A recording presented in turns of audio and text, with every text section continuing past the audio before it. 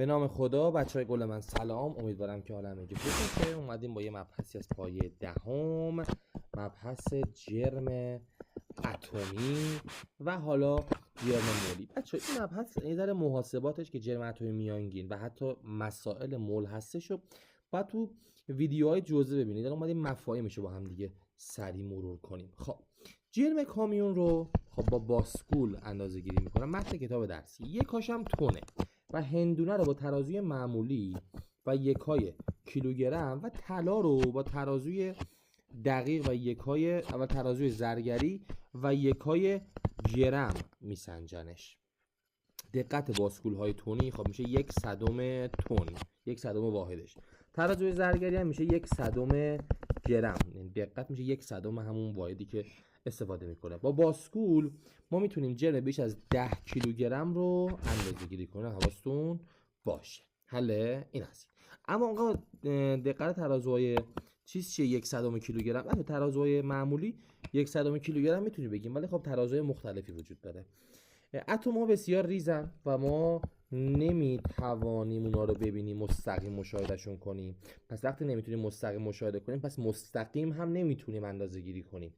میایم غیر مستقیم وزنشون رو محاسبه میکنیم با یک دستگاهی به نام دستگاه طیف سنج جرمی که با یک جرم نسبی استفاده میشه که هر AMU برابر که واحدی که سنگ ترازویی که استفاده میکنه، واحدی که استفاده میکنه بهش میگن یک AMU که هر AMU 1/12 کربن 12 هستش. یعنی 1/12 کربن 12 یعنی کربنی که عدد جرمی 12 است. یعنی ما کربن رو برمی‌داریم 12 قسمت میکنیم، یه دونه از اون قسمت ها رو میاریم بالا، این میشه یک AMU، همون سنگ ترازوی شیمی ما.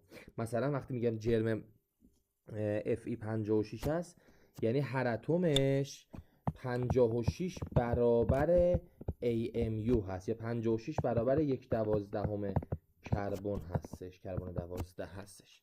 جرم اتم میانگین هیدروژن هم باید بلد باشیم. بچه جرم اتم میانگین هیدروژن میشه 1/208 هستش. حله این هستید.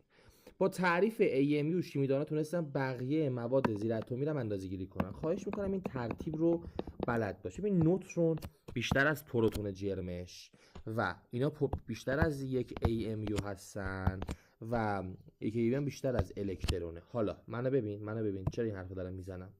ببین نوترون 1/2087 هستش علاوه AMU، یعنی از یک یه ذره بیشتره.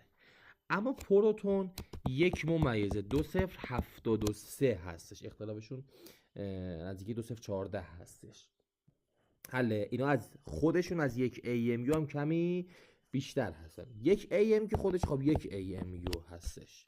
الکترون چقدر؟ الکترون بچه 5/10,000 AMU هستش و این معادل 1/2000 AMU هستش. حله اینم هست. خب اما بچه اگه بخوام تقریبی بگیریم، تقریبا میان جرم نوترون پروتون رو تقریبا برابر میگیرن. اینا هم تقریبا برابر، همه اینا رو معادل یک AMU تقریبا میگیرن و جرم الکترون مثلا حساب نمیکنن داخل اتم ها. حالا بهتون نشون میدم چه جوری. مثلا میگه وقتی جرم اتمی Fe که 26 تا پروتون، 26 تا الکترون و 30 تا نوترون داره، اینو اصلا حساب نمیکننش. 26 تا پروتون و 30 تا نوترون تقریبا هر کدوم رو یک AMU میگیرن، هر نوترون هر پروتون میشه 30 تا AMU، 30 تا AMU، این هم میشه 26 تا AMU، مجموعا با هم میشه 56 تا AMU. حله اینجوری. و یادتون باشه که گرم رایج ترین یکا توی آزمایشگاه هستش و با AMU ما نمیتونیم تو آزمایشگاه کار کنیم. اما مطلب بعدی اینه که نماد الکترون رو این می‌نویسن، پروتون و P، نوترون و N. خب این که چیزی نیست. ما میایم اگه یه نماد زیر اتمی رو بنویسیم بالا، سمت بالا چپ بالا، ما اینجا جرم نسبی رو می‌نویسیم، پایینش هم بار نسبی رو می‌نویسیم. یعنی عدد چپ بالا میشه جرم نسبی، پایینم میشه بار نسبی. مثلا جرم نسبی الکترون 0، بارش -1. پروتون جرم نسبی بالاش مثل عدد جرمی 1، پایینش هم خب بارش مثبت 1. نوترون جرمش 1، بارش پایین 0. خواهش میکنم یا نه یا نوترون و 0 و بالا بریم مثلا 1 و پایین، حواست باشه، یا الکترون و منفی 1 و بالا تا 0 و پایین غلط میشه.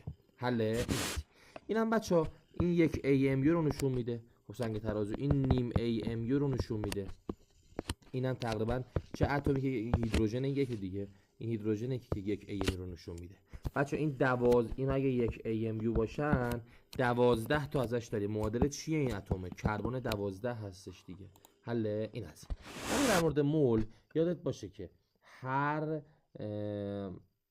مولکولش برابر 6.02 ضرب در 10 به توان 23 تا مولکوله که به این میگن اجرای انگار Na و 6.02 ضرب در 10 به توان 23 تا رو اگه ضرب در تعداد اتم هاش بکنه چند تا داره؟ 3. یک کربن دو تا اکسیژن داره 3 کنی اتم هاش به دست میاد. و جرم مولیش هم میشه 44 گرم بر مول، یعنی واحدش گرم بر مول جرم مولی. حله این هم که گفتیم گرم رایج ترین یک‌ها و با AMU نمیتونیم اندازه گیری کنیم. تعداد مولکول ها اگه ما بیایم مول رو ضرب در Na یعنی ضرب در این عدد 6 ممیز خورده بکنیم تعداد مول به دست میاد. اگه بیایم مول رو ضرب در Na کنیم بعد ضرب در زیروند کنیم تعداد اتم ها به دست میاد. بعد شیمیدان ها به 6.02 ضرب در 10 به توان 23 تا از هر ذره مول میگن و جرم یک ماده بر حسب مول رو میگن جرم مولی. حله این هم هست. و نکته آخر یه جمع‌بندی خفن بخوام داشته باشیم، اگه اینو بهت بگن عدد جرمیش چقدره میگی 28. این 28 بدون واحده و عددی دقیق و عدد صحیح هستش. اما جرم اتمیش میشه 28 AMU تقریبا این میشه. چرا؟ چون جرم اتمی همیشه عدد غیر صحیح هستش. یک استثناء داره که تو کلاسا گفتم کیه، دانش آموزای خودم میدونن کیه، نمیگم دیگه اینجا. جرم مولیش چقدر بچا؟ جرم مولیش هم میشه 28 گرم بر مول. حالا اینجا میتونه همیشه جرم مولی میتونه صحیح باشه یه وقتایی یا میتونه غیر صحیح باشه، یعنی قاعده خاصی نداره. واحد جرم مولی گرم بر مول، واحد جرم اتمی AMU، عدد جرمی هم مثلا واحد نداره، اما تقریبا این سه تا با هم دیگه لحاظ عددی برابر هستن. دم شما گرم، خیلی مخلصیم، خسته نباشین. لایک و کامنت هم یادتون نره.